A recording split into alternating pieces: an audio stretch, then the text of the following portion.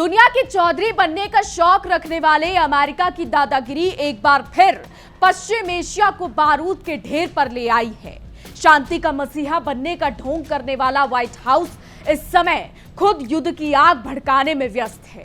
जहां अमेरिकी सेना ने ईरान के बंदरगाहों और तटीय क्षेत्रों की ओर आने जाने वाले बेकसूर जहाजों का गला घोटते हुए फिर से नौसैनिक नाकेबंदी थोप दी है।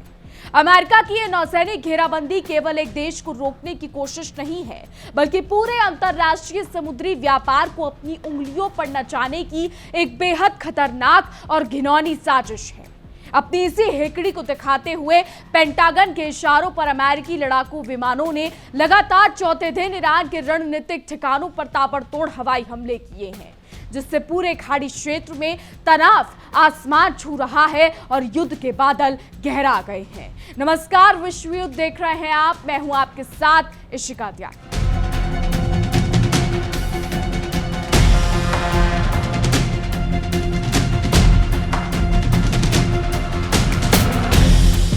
अपनी बात से पलटना और गीदड़ भपकी देना तो जैसे अमेरिकी राष्ट्रपति ट्रंप साहब की पुरानी फितरत रही है, और इस बार भी उन्होंने पलटी मारने में देर नहीं लगाई। हॉर्मुज स्ट्रेट से गुजरने वाले तमाम जहाजों पर 20% सुरक्षा शुल्क थोपने का जो ढोल ट्रंप ने पूरे गाजे बाजे के साथ पीटा था, अब उस पर वो पूरी तरीके से थूक कर चाट चुके हैं। दुनिया को डराने चले ट्रंप ने इस अवैध वसूली के अपने ही बड़े ऐलान से अब पूरी तरीके से यू टर्न ले लिया है और कहा है कि अब ये शुल्क नहीं वसूला जाएगा। असल में जब अपनी जेब से पैसे लगाने की बात आई तो ट्रंप ने एक नया पासा फेंक दिया कि अब खाड़ी देशों द्वारा अमेरिका में किए जाने वाले भारी भरकम निवेश को ही सुरक्षा लागत की भरपाई मान लिया जाएगा, जो कि इनकी गिरती अर्थव्यवस्था को बचाने का एक नया पैंतरा है। ताकत के नशे में चूर महाशक्ति अमेरिका ने अपनी पूरी सैन्य ताकत को ईरान को नेस्तनाबूद करने के लिए झोंक दिया है। अमेरिकी सैन्य कार्रवाई के तहत ईरान के कई महत्वपूर्ण और रणनीतिक ठिकानों को बर्बरता से निशाना बनाया गया है। ईरान की सरकारी मीडिया से आ रही खबरों के मुताबिक बंदर अब्बास, बंदर और सिरीक के पास के इलाकों में कई जोरदार और दिल दहला देने वाले विस्फोटक सुनाई दे गए हैं।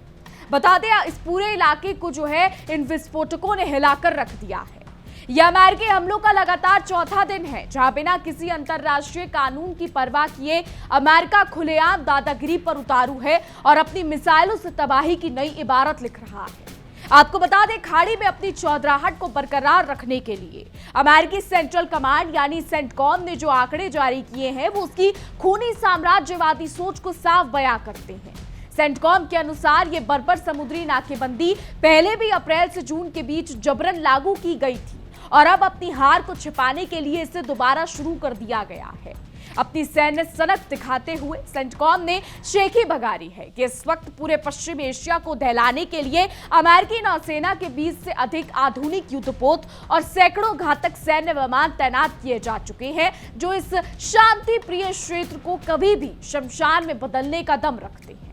तो व्हाइट हाउस के आलीशान कमरों में बैठकर दुनिया को तबाह करने की धमकी देने वाले राष्ट्रपति ट्रंप ने अब सीधे तौर पर ब्लैकमेलिंग की भाषा बोलना शुरू कर दिया है। उन्होंने दो टुक शब्दों में साफ कहा है कि अगर ईरान घुटने टेक कर बातचीत की मेज पर वापस नहीं आया तो अगले सप्ताह से उसके पुलों और बिजली संयंत्रों जैसे अहम नागरिक बुनियादी ढांचों को बमों से उड़ा दिया जाएगा। ट्रंप की यह धमकी उनके उस अहंकार को दर्शाती है जहां वो सोचते हैं कि पूरी दुनिया उनके इशारों पर नाचेगी, जबकि वो खुद आग से खेल रहे हैं। अब व्हाइट हाउस में जमा हुए पत्रकारों के सामने अपनी पीठ खुद थपथपाते हुए ट्रंप ने एक बेहद हास्यास्पद दावा कर डाला कि अगर अमेरिका इस समय पीछे हटता है तो ईरान को अपनी सैन्य क्षमता दोबारा खड़ी करने में करीब 20 साल का लंबा वक्त लग जाएगा। अपनी अकड़ में डूबे ट्रंप ने आगे कहा कि इन लोगों से बातचीत करने का एकमात्र तरीका सिर्फ और सिर्फ ताकत है और असली ताकत सैन्य ताकत होती है। ट्रंप ने गिरगिट की तरह रंग बदलते हुए आरोप लगाया कि 2 दिन पहले दोनों देशों के बीच एक समझौता हो गया था, लेकिन ईरानियों ने आखिरी समय पर उसे तोड़ दिया, जिससे अमेरिका की तथाकथित साख को गहरा धक्का लगा है। अपनी हेकड़ी को 7वें आसमान पर ले जाते हुए ट्रंप ने यह भी दोहराया कि ईरान पर अमेरिकी हमले तब तक थमेंगे नहीं जब तक कि वो खुद अपने मुंह से ये ना कह दे कि अब बहुत हो चुका है। यानी पूरी दुनिया की शांति अब एक ऐसे नेता के मूड पर निर्भर कर रही है जो सिर्फ विनाश की भाषा समझता है। ट्रंप का यह बयान साफ दिखाता है कि उन्हें ना तो अंतर्राष्ट्रीय नियमों की परवाह है और ना ही बेकसूर इंसानों की जान। वो बस अपनी सनक के आगे पूरी दुनिया को दांव पर लगाने के लिए तैयार बैठे। अपनी झूठी वीरता का बखान करते हुए डोनाल्ड ट्रंप ने ईरान के सबसे महत्वपूर्ण तेल निर्यात केंद्र खार्ग द्वीप को लेकर भी एक बहुत बड़ा और भ्रामक दावा ठोक दिया है। ट्रंप ने सीना ठोकते हुए कहा कि अमेरिकी सेना उस द्वीप पर पहले ही 2 से 3 बार बमबारी कर चुकी है। उन्होंने पत्रकारों से बड़े घमंड के साथ कहा कि जैसा कि आप सब जानते हैं, हमने खार्ग द्वीप पर पहले ही हमला किया है, 2 बार नहीं बल्कि 3 बार, जिससे वहां भारी नुकसान की आशंका पैदा हो गई है। बता दें, खार्ग द्वीप पर हुए हमलों की कहानी सुनाते हुए ट्रंप ने अपनी कूटनीतिक चालाकियों का भी प्रदर्शन किया और कहा कि मैंने अपनी सेना को आदेश दिया था कि वहां सब कुछ निशाना बनाओ, लेकिन उस तेल केंद्र के एक छोटे से हिस्से को करीब 25 गज की दूरी तक छोड़ देना। ट्रंप ने इसके पीछे ये अजीब तर्क दिया कि वो नहीं चाहते कि इस हमले के कारण विश्व अर्थव्यवस्था और वैश्विक तेल बाजारों पर कोई गंभीर असर पड़े, जो कि मगरमच्छ के आंसू रोने जैसा ही है, क्योंकि तबाही की शुरुआत तो वो खुद ही कर चुके हैं। लेकिन अमेरिका ये भूल गया कि हर क्रिया की एक विपरीत प्रतिक्रिया भी होती है और ईरान ने भी ईंट का जवाब पत्थर से देने की पूरी तैयारी कर ली है। इन भीषण अमेरिकी हमलों के बीच ईरान ने जॉर्डन के अजरक एयरबेस पर स्थित अमेरिकी सैन्य सुविधाओं को निशाना बनाकर सीधा और करारा पलटवार किया है। ईरानी मीडिया रिपोर्ट्स के मुताबिक इस जवाबी हमले के दौरान अमेरिकी बेस पर एक के बाद एक कई मिसाइलें दागी गई, जिससे अमेरिकी खेमे में हड़कंप मच गया और उन्हें अपनी जान बचाने के लिए भागना पड़ा। ईरान के जोरदार धमाके से जॉर्डन में मौजूद अमेरिकी फौज के हाथ पांव फूल गए और स्थिति को संभालने के लिए जॉर्डन का पूरा एयर डिफेंस सिस्टम जल्दबाजी में एक्टिव हो गया। अमेरिका, जो अब तक खुद को अजय समझ रहा था, उसे ईरान ने यह एहसास करा दिया है कि अगर वो दूसरों के घरों पर पत्थर फेंकेंगे तो उनके शीश महल भी सुरक्षित नहीं रहेंगे। जॉर्डन में अमेरिकी ठिकाने पर हुआ यह हमला इस बात का सबूत है कि अब पानी सर से ऊपर जा चुका है। हमेशा की तरह खुद को पीड़ित दिखाने की कला में माहिर अमेरिकी सेना ने अब ईरान पर एक नया मनगढ़ंत आरोप मढ़ दिया है कि उसने पिछले 1 सप्ताह के भीतर 7 व्यावसायिक जहाजों को निशाना बनाया है। सेंटकॉम के प्रमुख एडमिरल ब्रेट कूपर ने रोना रोते हुए कहा है कि इन तथाकथित हमलों में कई नागरिक चालक दल के सदस्य मारे गए हैं, घायल हुए हैं या लापता हैं। अमेरिका इन आरोपों के जरिए दुनिया की हमदर्दी बटोरना चाहते हैं ताकि वो अपने हमलों को जायज ठहरा सके। एडमिरल कूपर ने अपनी बात को और सनसनीखेज बनाते हुए आरोप लगाया कि ईरान ने अपने पड़ोसी खाड़ी देशों की ओर भी दर्जनों मिसाइलें और विनाशकारी ड्रोन दागे हैं, जिससे पूरे क्षेत्र की सुरक्षा खतरे में पड़ गई है। कूपर ने बड़े ऊंचे सुर में कहा कि अमेरिका निर्दोष नागरिकों को खतरे में डालने वाली हर एक कार्रवाई के लिए ईरान को पूरी तरीके से जवाबदेह ठहराएगा, जबकि वो खुद दिन रात मिसाइलें बरसाकर मासूम सैनिकों और नागरिकों की जान ले रहे हैं, जो उनकी दोहरी मानसिकता को उजागर करता है। आपको बता दें, अमेरिका की इस खुली गुंडागर्दी के खिलाफ ईरान की इस्लामिक रेवोल्यूशनरी गार्ड कॉर्प्स यानी IRGC ने भी अपनी आस्तीनें चढ़ा ली है और वॉशिंगटन को बहुत कड़ी और आखिरी चेतावनी दे डाली है। IRGC ने साफ साफ लफ्जों में कह दिया है कि जब तक अमेरिकी हमलों और यह अवैध समुद्री नाकेबंदी जारी रहेगी, तब तक इस पूरे खाड़ी क्षेत्र से तेल और गैस का निर्यात किसी भी कीमत पर सामान्य नहीं होने दिया जाएगा। यानी अमेरिका की एक गलती पूरी दुनिया को भारी पड़ेगी। IRGC ने अमेरिका के इस घमंड को तोड़ने के लिए स्पष्ट करार दिया है कि यदि अमेरिका ने अपनी सैन्य कार्रवाई तुरंत नहीं रोकी तो पूरे मध्य पूर्व की ऊर्जा आपूर्ति को पूरी तरीके से ठप कर दिया जाएगा। ईरान की सख्त चेतावनी ने वॉशिंगटन के नीति निर्माताओं की रातों की नींद उड़ा दी है, क्योंकि उन्हें अंदाजा हो गया है कि अगर खाड़ी से तेल की सप्लाई रुकी तो अमेरिकी अर्थव्यवस्था ताश के पत्तों की तरह ढह जाएगी, जो पहले से ही कर्ज के बोझ तले दबी हुई है। अब इस लगातार हो रहे खूनी पलटवार, दम घोटू समुद्री नाकेबंदी, तेल निर्यात पर मंडराते काले खतरे और जॉर्डन तक फैली जंग की लपटों से अब पूरा खाड़ी क्षेत्र एक विनाशकारी महायुद्ध की ओर तेजी से बढ़ता दिखाई दे रहा है। अगर समय रहते इसका कोई ठोस कूटनीतिक समाधान नहीं निकाला गया तो वैश्विक तेल बाजार पूरी तरीके से ध्वस्त हो जाएगा, समुद्री व्यापार ठप हो जाएगा और अंतरराष्ट्रीय सुरक्षा ऐसी गर्त में चली जाएगी जहां से निकलना नामुमकिन होगा और इसका पूरा ठीकरा सिर्फ और सिर्फ अमेरिकी सनक पर फूटेगा। अपनी खिसियाहट को मिटाने के लिए अमेरिकी सेना ने अब एक और दुस्साहस किया है और दिन के उजाले में भी ईरान को निशाना बनाकर हवाई हमलों का एक नया और खूनी दौर शुरू कर दिया है। जी हां, युद्ध के विश्लेषकों का मानना है कि इस पूरे टकराव की शुरुआत के बाद से ये दोनों देशों के बीच पहली बार हो रहा है जब अमेरिका ने रात के अंधेरे में छिपकर वार करने के बजाय दिन के उजाले में खुलेआम बमबारी की है, जो उसके बढ़ते हुए हिंसक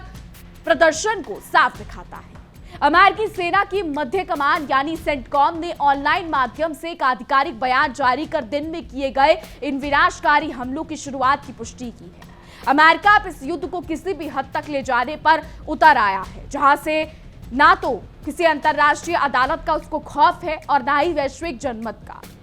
वो बस अपनी सैन्य ताकत के बलबूते पर एक पूरे संप्रभु राष्ट्र को घुटनों पर ला देने की नाकाम कोशिश में जुटा हुआ है। गौर करने वाली बात तो यह है कि हाल के दिनों तक अमेरिका में इतनी हिम्मत नहीं थी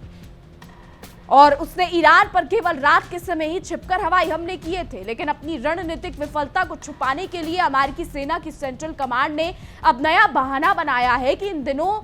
के हमलों का मकसद उन सैन्य क्षमताओं को और ज्यादा कमजोर करना है जिनका इस्तेमाल ईरानी बलों ने हॉर्मुज में कमर्शियल जहाजों पर कथित रूप से हमले करने के लिए किया है।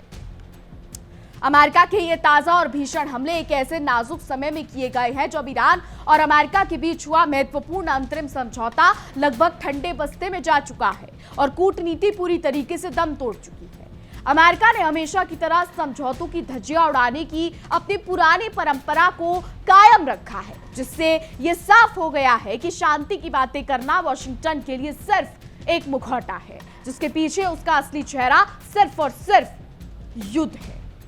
तो आसमान से आग बरसाते हुए अमेरिकी फाइटर जेट्स और क्रूज मिसाइलों ने ईरान की संप्रभु सीमा के भीतर घुसकर कई महत्वपूर्ण ठिकानों को बेरहमी से निशाना बनाया है। ईरानी अधिकारियों से मिली आधिकारिक जानकारी के मुताबिक अमेरिकी बमबारी की इस भीषण चपेट में ईरान की नियमित सेना का एक बहुत बड़ा और प्रमुख सैन्य बैरक भी आ गया है, जहां पर सोते हुए और ड्यूटी पर तैनात सैनिकों को निशाना बनाकर अमेरिका ने अपनी कायरता का परिचय दिया है। अब इस भीषण और अमानवीय गोलीबारी के कारण ईरान के कम से कम 7 जाबाज सैनिकों की मौके पर ही मौत हो गई है, जबकि देश के अलग अलग हिस्सों में अमेरिकी मिसाइलों के गिरने से 260 से अधिक लोग गंभीर रूप से घायल हो गए हैं, जो रिपोर्ट्स दावा कर रही हैं। मीडिया रिपोर्ट्स के मुताबिक इतने लोग घायल बताए जा रहे हैं। अब इस खून खराबे ने साबित कर दिया है कि अमेरिका शांति का नहीं बल्कि विनाश का दूत है, जो अपने फायदे के लिए किसी भी हद तक गिर सकता है और बेकसूरों के खून से अपने हाथ लाल कर सकता है। अमेरिका द्वारा थोपी गई इस अवैध और दम घोटू सैन्य नाकेबंदी से भड़के ईरान के सबसे शक्तिशाली अर्धसैनिक बल यानी IRGC गार्ड ने भी बुधवार को वॉशिंगटन के खिलाफ एक खुली और आर पार की चेतावनी जारी कर दी है। ईरान ने अपने इरादे बिल्कुल साफ कर दिए हैं कि अगर उसकी समुद्री नाकेबंदी को तुरंत प्रभाव से नहीं हटाया गया तो वो पूरे मिडिल ईस्ट से होने वाले वैश्विक ऊर्जा निर्यात का चक्का पूरी तरीके से जाम कर देगा, जिससे दुनिया में हाहाकार मच जाएगा। ईरानी रेवोल्यूशनरी गार्ड्स ने अमेरिका के अहंकार पर करारी चोट करते हुए गरजते हुए कहा कि इस क्षेत्र से तेल और गैस का निर्यात या तो सबके लिए होगा या फिर किसी के लिए भी नहीं होगा। ईरान के इस बयान ने अमेरिकी प्रशासन के होश उड़ा दिए हैं, क्योंकि वो जानते हैं कि अगर ईरान ने हॉर्मुज को बंद कर दिया तो अमेरिका समेत पूरी दुनिया की गाड़ियों के पहिए थम जाएंगे और उनकी पूरी हेकड़ी धरी की धरी रह जाएगी। वास्तव में देखा जाए तो अमेरिका की ये आक्रामक नीति उल्टा चोर कोतवाल को डांटे जैसी है, जहां खुद पूरी दुनिया में अशांति फैलाने वाला देश दूसरों पर शांति भंग करने का इल्जाम लगा रहा है। ट्रंप का ये सोचना कि वो प्रतिबंधों और मिसाइलों के दम पर ईरान जैसी प्राचीन और स्वाभिमानी सभ्यता को झुका देंगे, उनकी सबसे बड़ी भूल साबित होने वाली है, क्योंकि इतिहास गवाह है कि थोपी गई जंग का अंजाम कभी भी हमलावर के हक में नहीं रहा है। तो अमेरिका की इस ताजा सैन्य कार्रवाई ने संयुक्त राष्ट्र जैसी संस्थाओं की लाचारी को भी एक बार फिर जगजाहिर कर दिया है, जहां एक शक्तिशाली देश अपनी मनमर्जी से किसी भी संप्रभु राष्ट्र पर हमले शुरू कर देता है और पूरी दुनिया तमाशाबिन बनकर देखती रहती है। ट्रंप प्रशासन का यह रवैया अंतर्राष्ट्रीय कूटनीति के ताबूत में आखिरी कील साबित हो सकता है, क्योंकि जब ताकत ही कानून बन जाए तो फिर शांति की उम्मीद करना बेईमानी हो जाता है। तो खाड़ी देशों के निवेश को सुरक्षा की कीमत बताने वाले ट्रंप का ये गणित असल में उनकी व्यावसायिक मानसिकता को दर्शाता है, जहां वो हर चीज का सौदा करना चाहते हैं, चाहे वो किसी देश की सुरक्षा हो या इंसानी जाने। वो खाड़ी देशों को सुरक्षा की गारंटी का झुंझुना थमाकर उनके पैसों से अपनी खोखली होती अर्थव्यवस्था को ऑक्सीजन देना चाहते हैं, लेकिन इस बार उनका ये दांव उल्टा पड़ता दिखाई दे रहा है। ईरान के बैरकों पर हुए हमले और सैनिकों की शहादत ने ईरान के भीतर अमेरिकी विरोधी गुस्से को चरम पर पहुंचा दिया है, जिससे अब बातचीत के सारे रास्ते लगभग बंद हो चुके हैं। तो अमेरिका ने अपनी मिसाइलों से जो घाव दिए हैं वो इतनी आसानी से भरने वाले नहीं है और ईरान का ये गुस्सा किसी भी दिन एक बड़े क्षेत्रीय विस्फोट के रूप में सामने आ सकता है, जिसकी पूरी जिम्मेदारी वॉशिंगटन की होगी। तो इस पूरे परिदृश्य में ये साफ है कि अमेरिका अपनी वैश्विक चौधराहट को बचाने के लिए अब आखिरी सांसें गिन रहा है और इसी छटपटाहट में वो चारों तरफ हाथ पैर मार रहा है। लेकिन ईरान ने भी ये दिखा दिया है कि वो झुकने वालों में से नहीं है और अगर अमेरिका ने अपनी हरकतों से बाज आकर इस खूनी खेल को तुरंत नहीं रोका तो फिर ये जंग ना केवल अमेरिकी साख को मटियामेट कर देगी बल्कि पूरे खाड़ी क्षेत्र को एक ऐसे अंधकूप में धकेल देगी जहां से वापसी का कोई रास्ता नहीं बचेगा। कुल मिलाकर पश्चिम एशिया में बारूद की जो गंध इस समय फैल रही है उसका असली सूत्रधार कोई और नहीं बल्कि खुद वॉशिंगटन है, जो दुनिया को शांति का पाठ पढ़ाते पढ़ाते खुद जंग का सबसे बड़ा सौदागर बन चुका है। अब देखना यह होगा कि क्या वैश्विक समुदाय अमेरिका की इस खुली गुंडागर्दी के खिलाफ आवाज उठाता है या फिर ट्रंप की ये विनाशकारी नीतियां पूरी दुनिया को एक और नए भयावह वैश्विक संकट की ओर धकेलने में कामयाब हो जाती हैं। आने वाला समय बताएगा। फिलहाल हमारी आज की रिपोर्ट में बस इतना ही। तमाम खबरों के लिए देखते रहिए इंडिया डेली 24/7। देखिए इंडिया डेली 24/7 अब आपकी स्मार्ट टीवी पर। इंडिया डेली मौजूद है सभी डिजिटल प्लेटफॉर्म पर लाइव और लगातार। इंडिया डेली 24/7 हर दिन राष्ट्र को समर्पित।